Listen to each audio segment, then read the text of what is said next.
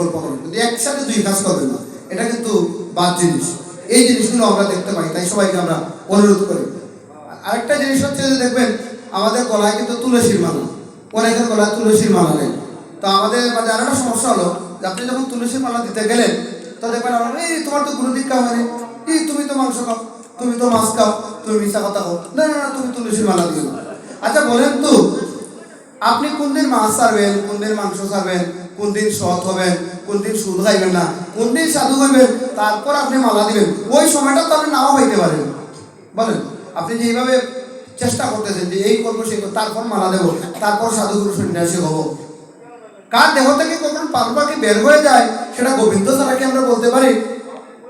অনেকের মনের অভিলাষ যে আমি খুব অসহায় অবস্থা আছি, ছেলে মেয়ে বিয়ে দিয়ে 40 বছর বয়সে এই দাদুর মতো বয়স হওয়ার পর তারপর একাদশী শুরু করবো, গোবিন্দের নাম নেবো। আরে ওই দাদু তো বয়স পেয়েছে, আপনি তো এই বয়স নাও পেতে পারেন।